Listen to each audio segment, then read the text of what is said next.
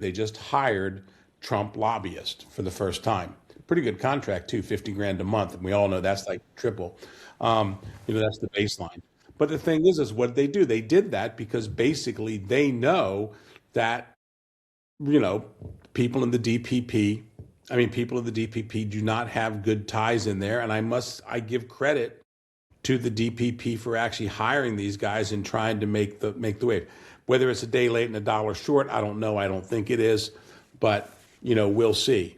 But I think the one thing that I think they're going to make a mistake, and I've already seen it, by the way, I saw it the other day, is they're trying to run down the KMT guys in DC and places like that. KMT has something, and it's called an election. They won an election. They didn't just win an election. Then when there was a recall, they kicked the DPP's ass in the recall. So and that's the problem. The DPP guys, I still get them online. Oh, they're illegitimate KMT party. Excuse me, did your president, was he illegitimate in that election? I don't think so.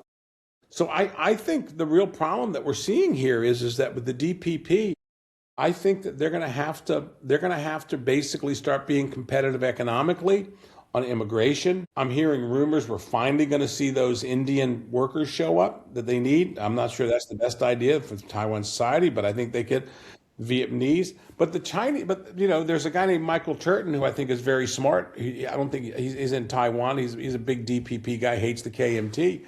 But even he's starting to say, hey, we need to start really thinking about immigration, birth policies, all these things. Mm-hmm. But I'm telling you, Kristen, I'm not blowing sunshine your way, but it's amazing how long, that article you wrote aged very, very well. Thanks. Yeah, I guess we're coming up. And a year on, we're now seeing policy action because of it. Mm-hmm. The honest people in the DPP, who I know, the honest ones tell you, say, look, we're a bunch of lefties. We would love having Obama there. We would love having Eli Ratner and Rosh Doshi, but this is what we got to deal with, in the Trump world. Right. The other thing too is, by the way, Trump's not as hostile to Taiwan as people think he is. I happen to know that. He's not that hostile to him. The guy who really screwed up Taiwan for the U.S. is Lutnick. Mm-hmm. Yeah, that was always unrealistic, saying that we want them to give up their semiconductor industry basically and send it over here. Morris Chang from TSMC is a legend in my mind. I think he basically did this. No, because Lutnick was like, I talked to somebody who was in the room with him, and he said they started speaking to each other in Chinese. And Lutnick, the Americans who were in there who spoke Chinese, you could see their eyes roll back because they were basically like, F this son of a bitch, And my understanding is that TSMC let Arizona know, and which is unfortunately has two Democratic senators, one Democratic or two Democratic senators. I think they're both. I forget. It's the astronaut and I forget. I should know that, but I don't.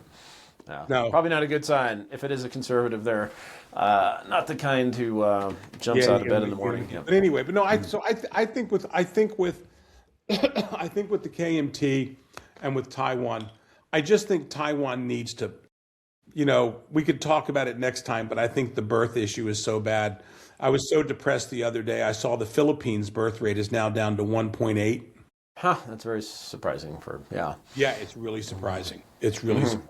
And in the urban areas, it's down to like 1.3, 1.4. That is, just a parting thought on Taiwan too is that they shut down their own the DPP because of their wokeness, anti-nuclear. Even though Democrats in the U.S. have come around on nuclear energy, but they shut down their one nuclear electricity production plant and are now extremely reliant on imported petroleum and natural gas. Some of that does come from the United States, but a whole lot of it comes through the Strait of Hormuz. So you can thank, if you are Taiwanese, you can thank the DPP for higher energy bills. And I think their energy monopoly is running some gargantuan deficit, sort of essentially subsidizing this bad decision. It's in the tens of billions of dollars now. Yeah. The real subsidy.